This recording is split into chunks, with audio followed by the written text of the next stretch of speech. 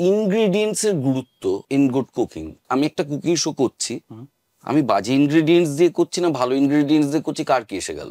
আমি ভালো মশলা নিলাম না খারাপ মশলা নিলাম, ভিজুয়ালি কি এসে গেল?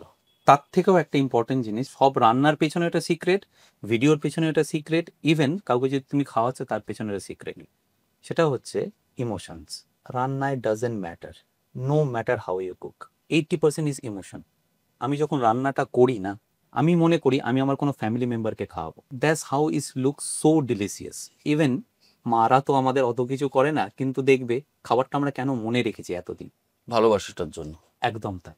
ওই তো ওই ভালোবাসা, ওই যে তুমি যত্ন। করছো ওই যত্নটা, ওটা খাবারে ট্রান্সফার হয়, অ্যান্ড ইজ সাইন্টিফিক্যালি প্রুভড। কথার কথা বলছি, আমি ধরো 4 চামচের জায়গায় 2 চামচ বলে দিলাম, কিন্তু ধরো যে মানুষটা 15,000 টাকা স্যালারি, সে 1,000 টাকা দিয়ে 1 কেজির মাংস এনেছে, এসে তার ধরো আরো টুকটাক করতে আরো ধরো 500 টাকা খরচা হয়েছে, সে তার হার্ড অ্যান্ড সোল পয়সা দিয়ে একটা মাংস এনে আমার রেসিপি ট্রাস্ট করে একটা ফ্যামিলিকে করে খাওয়াচ্ছে, তখন ধরো টেস্টটা এলো না।